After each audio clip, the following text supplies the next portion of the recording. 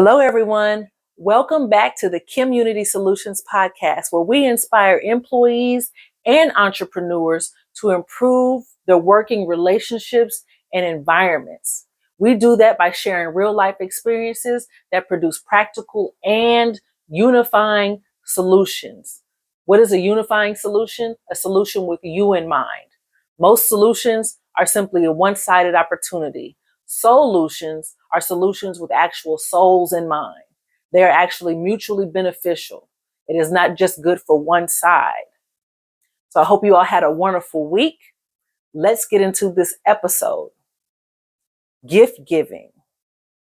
Did the giver get it right? Did the giver get it right? So I looked up, and if you listen to my previous episodes, I always want to give a definition. So when I looked up the definition of gift using the Merriam-Webster dictionary, it stated that it's something voluntarily transferred from one person to another without compensation. And so I really think that's a very vague and very broad definition. So I looked it up in the Oxford Dictionary. And what the Oxford Dictionary said was, it's a thing that you give someone, especially on a special occasion, or to say thank you. And so, of course, when you think about it, there's more reasons than to say it just for thank you or a special occasion. Gifts can be a beautiful thing. A beautiful thing. So I broke it down into 3 different areas. We usually give gifts based on your love for someone or showing gratitude or appreciation, even recognition. There are other occasions where we give it because of sorrow, or you're apologizing to someone or trying to console them. Another occasion, which is neither happy nor sad, is because it's expected, right? Maybe it's a Christmas gift or a group gift. Maybe it's a gift exchange or something that you're doing in the workplace. So these are all different occasions that we give gifts, but we still want them to be meaningful. So I started thinking to myself, what makes a great gift? Can you think of one? Like, what is the best gift you've ever received? What is the best gift you've ever received? What are you basing that on? So when I ask myself that, I'm thinking, what is the best gift I've ever received? I could say a bike that I received on Christmas. And I remember that because I came down the stairs and I turned the corner and there it was, a purple and pink bike. And purple is my favorite color. So I believe that's one of the reasons why I would say that's one of the best gifts that I've received. But there are many reasons that we could base a gift on being good or not. What makes a gift good? It could be a color, like I said, something that represents your hobbies and your interests. If someone knows you're a painter and they give you all the tools and supplies that you need for that, that can be considered a great gift. What about something that you specifically asked for? I don't know if you've ever experienced it, but you can ask for something and not get it. But when you ask for something and then you get it, that could be considered a great gift, even though it's something that you stated. It wasn't really a surprise. Okay? Or is it based off of the cost, the price, or the sacrifice? So when you start digging deeper, you realize, okay, well, yes, this bike that I used to like, I believe that was a good gift because it was the color I liked. It could be because it's unexpected, but that was Christmas, so that doesn't fall in that category. Or because it was thoughtful and meaningful. What if it was, I gave my husband and several other family members actually a calendar full of family memories. And when we scroll back through it, when we flip those pages, we see that some of those people aren't even here anymore. So it was very thoughtful, it's very meaningful. It had birthdays in it and pictures of loved ones. So there's a host of reasons of why gifts can be great. And I know for sure that there's plenty of gifts that I really loved and appreciated, but I can't think of. Now, if you've listened to any of my previous podcast episodes, especially the overthinker one, you will see that that's what I do. I overthink. I dig deep. I try to get to the root of the problem. And so when I thought about it, I said, I wonder what percentage it is that we even remember gifts. Like, what makes it memorable? What percentage do we even remember at all? So when I looked it up, I found an article from the New York Post. And what it said was that only 53% of the gifts that people received last year, they've already forgotten.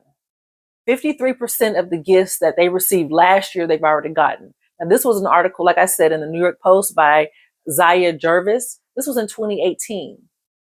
So of course, several years have passed, but if that was then, let's say 2018, and we're now in the year that we're in now, what all have we forgotten since then? If we have forgotten 53% from last year, imagine all the years prior to that. Right? So then that begs the question, well, what makes it memorable? What of these 47% that we do remember, what makes them memorable? A memorable gift does not make it a good gift. You could be remembering it or never forgetting it where it's stuck in your mind because it was so bad. Have you received a bad gift before? I have. Now, I can't say personally that I've received a bad gift, it's a horrible gift, but professionally, yes. Yes, which is what triggered this whole episode. Okay, but I'm curious. Please share in the comments what your best and worst gifts are and what you based it on.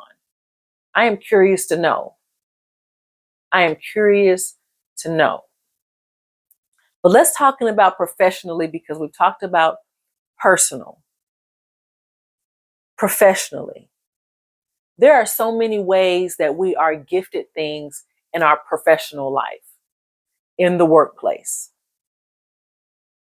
Can you think of anything that you have been gifted in the workplace, whether good or bad? They usually come in forms of maybe cash bonuses or gift cards or vacation packages, flights. What else is there? Pictures or certificates or awards. They can be PTO. You could be getting personal time off, more vacation days, more sick days to use. Those are all great things, right? Then there's company merch. That's a I won't say new thing, but it's very common now to receive, company shirts or cups or mugs that have the company logos on it. There's team building events where you go out and have a good time. I'm trying to think what else. There's lunches that are provided. There's employee of the month. I mean, there's other things I can't think of anymore, but that covers a wide realm. Most of the time, I would say that these companies have great intentions of what they're doing.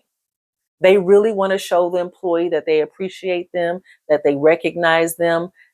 They want to motivate them to be more productive. They want to celebrate them. They want to give them some time off. But what about when it doesn't come off so well? There are times when those gifts are ill-willed or can be seen in a negative light. It could be just gift giving gone wrong. Have you ever experienced that? What do I mean by gift giving gone wrong in the workplace? I have several examples. And I want you to think back to any examples that you've had. And I'm not saying that you're ungrateful for what you have received. I'm not saying that at all, but I'm also saying that there are things that need to be looked into. There are better ways of doing things. And by having this discussion, these are ways to improve it. This is actually a solution, especially if you're an employee, especially if you're an employer. If you want your employees to really receive what you are trying to give in a positive light, then check these out. Listen to these.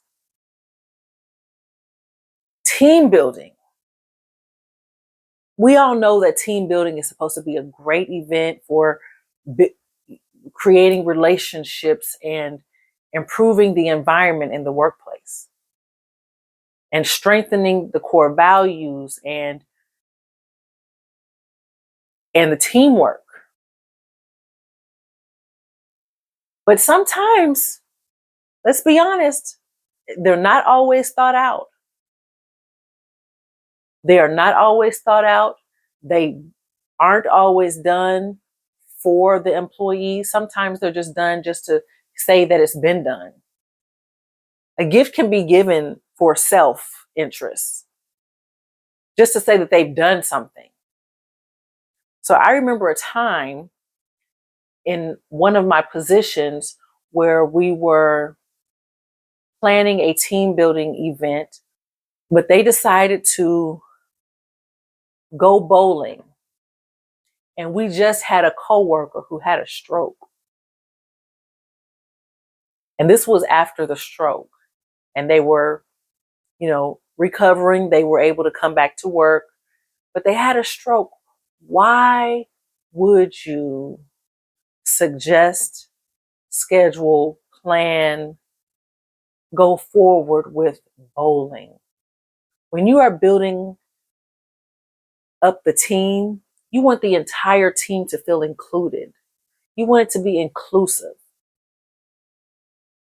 Yes, we have to go back to the drawing board and really think about other methods, other options, but it's worth it. Aren't your employees worth it?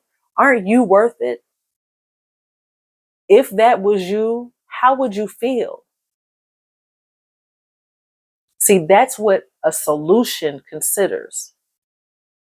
If that was you, how would you feel?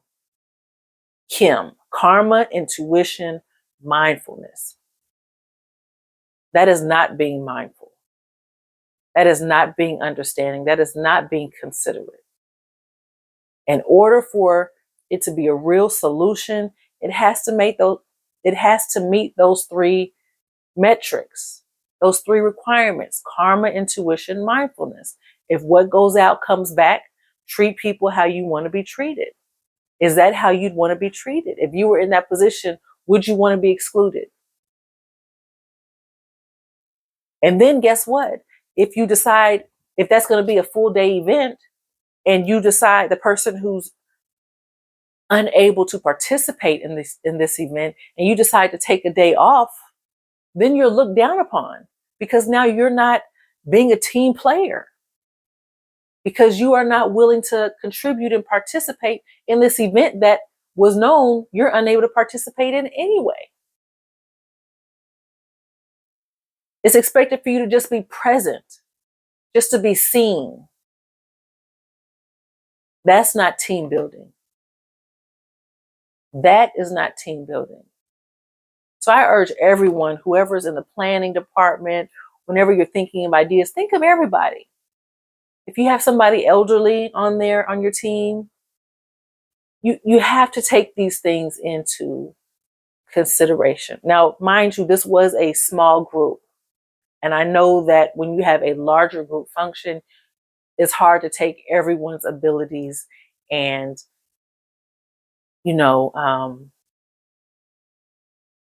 capabilities in perspective.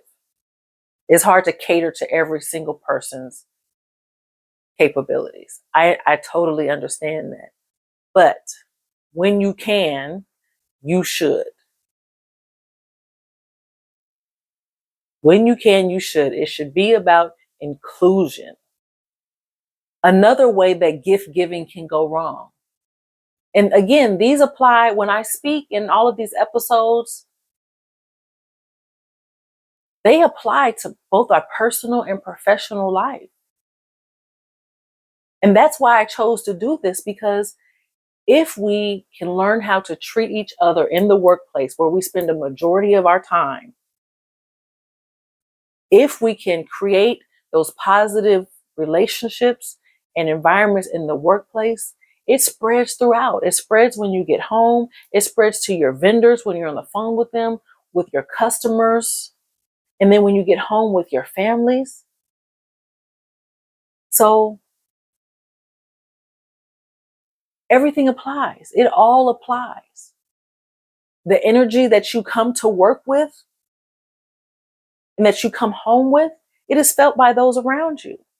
So let's focus on that. Let's correct that. Let's protect that. So let's go. Here goes another reason. Gift giving can go wrong by it being inauthentic, by it being inconsiderate or insincere. Well, Kim, how is that possible? It can be doing it, just like I said, because you're doing it for self or just to say you did something. Let me give you an example. Black History Month. You guys, you should really take a look at what's going on. Ask people what goes on Black History Month. Ask a Black person what goes on in their workplace during Black History Month. You would be surprised. We can be treated real bad, and then Black History Month, you know what'll happen? We'll come to work one day and there will be and I kid you not, this actually happened, a Rosa Parks bookmark on your desk when you get there. That's exactly what you come to. It was already a horrible environment. And then, you have a manager maybe who's not listening or micromanaging or has their own agenda. And then you come to work. And I'm not saying that the manager actually put it on her desk. We don't know. We really don't know who put it there. It could have been the social committee. I don't know. But to go and put a Rosa Parks bookmark on everybody's desk. As a matter of fact, I don't know if it was everybody's desk. Was it just the Black people's desk? These are things that make us think like, why was this even done? Was this insincerity? Did everyone get one? What is the message? When you give a gift, make sure that what you do around that gift is in alignment. Don't treat somebody one way and then try to give them something as if it's not. Does that make sense? Again, be mindful. Be mindful.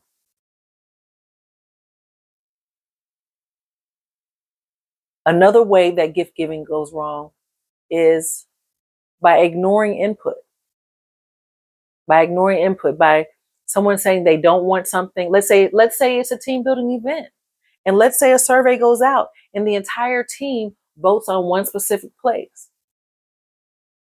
But the manager or the lead doesn't want to do that, even though it's an option. And so they totally disregard what the mass wanted and they do what they want to do. How do you think the team feels then? What does that do to the environment, to the morale, to the trust, to the ethics? What kind of example are you setting? Yes, you can think of this message as something minor, but it's really not. It's really about being consistent with your actions and your words. It's really about appreciating, acknowledging, understanding, being mindful of your neighbor. And whether that's in the workplace, whether you're at home, your neighborhood, your actual neighbor that lives by you, somebody that you're in the store with, be mindful of how you treat people. Just be mindful. Along with that is giving praise in public of someone, right? That's a gift. Praise can be a gift because that's recognition. Doing that in public, but when they get back to their office or their cube, or they're back to being treated horribly as they were before. That was done in show. The appreciation that you showed in public was for show. That was for them. If you are doing this, if there's any employers or managers that's watching this, just take it into consideration. Just think about it. Really think about how you are treating your employees. Employees, really think about how you are treating each other, your neighbor. I talked about the gift exchange. Not everybody believes in Christmas or gifts or celebrations. I truly understand that. But the people that do and are just inconsiderate or don't care, like, do you want to participate? Do you have to? Is it mandatory? Is it mandatory for you to participate? Why bring that energy down? Why bring that environment or that event down? Maybe that's one event you shouldn't go to. I don't know. But what I am saying is, these are when gifts and gift giving goes wrong. Your heart is not in it. You really don't want to do it. You're doing it because it's mandatory. You're doing it because you have to participate. You're doing it because they've made this event mandatory and you have to buy a gift that's under $25 or whatever the price range may be. And you just go and pick anything.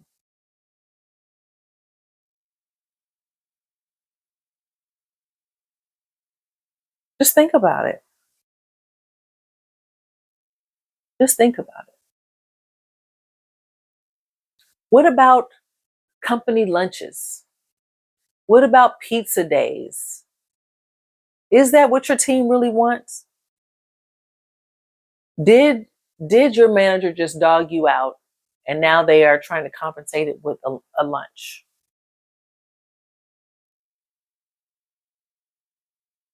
Not good. Not good. These are not ways to improve the morale in the workplace, the environment, your working relationships. These are all areas that we all have to work on. Have I ever given a bad gift?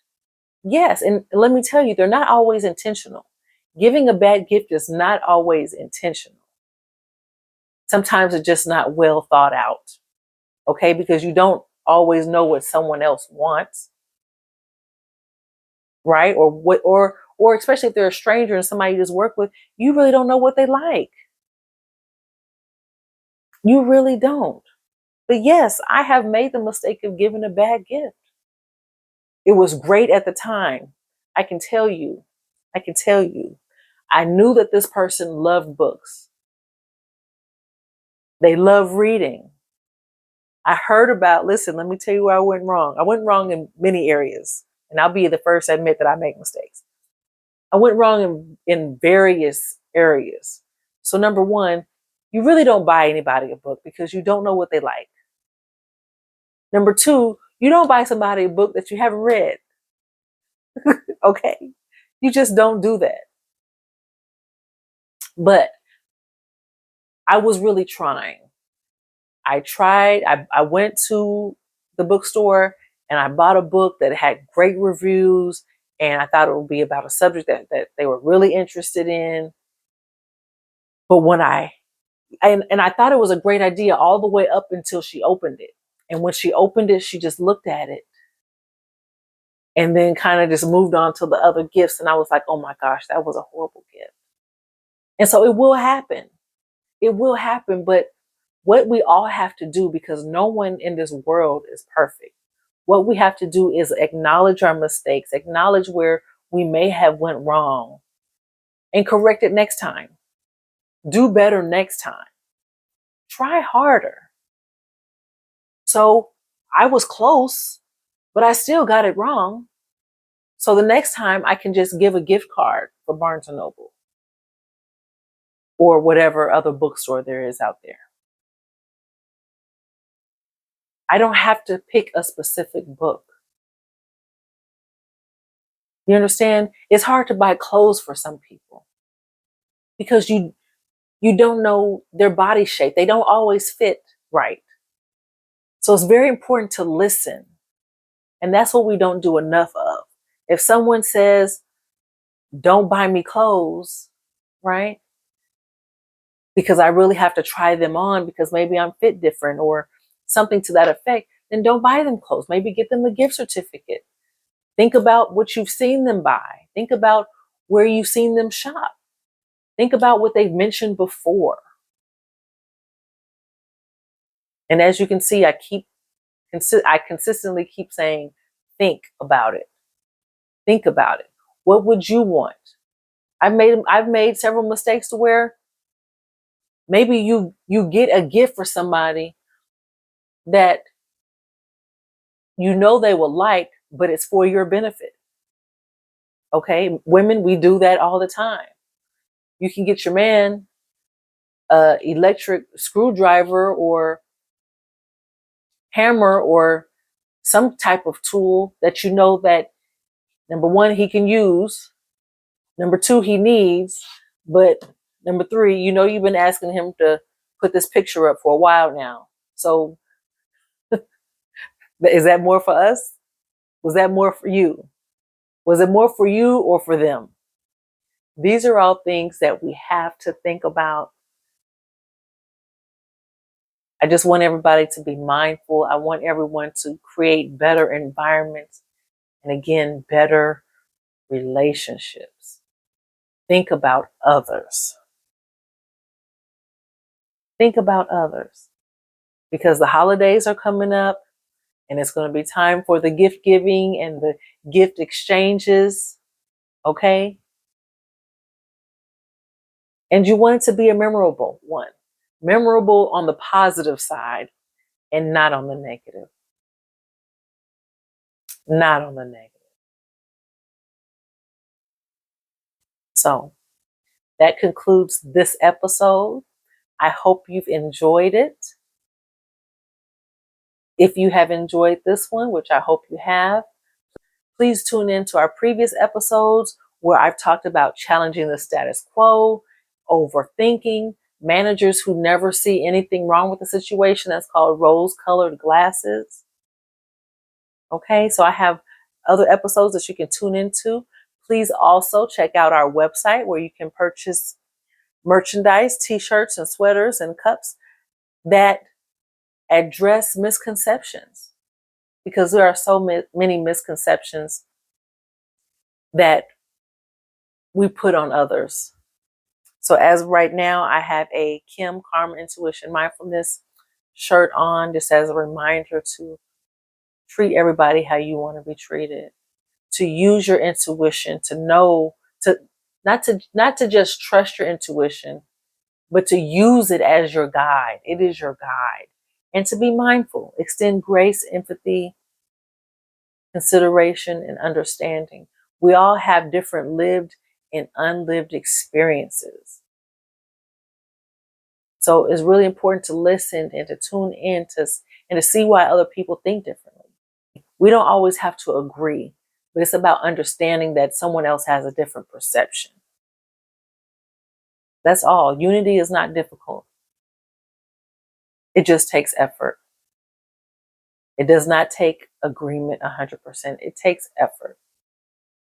I'm your host, Kim the SME. Thank you for tuning in to KimUnity Solutions. You all have a blessed and wonderful week. Stay tuned.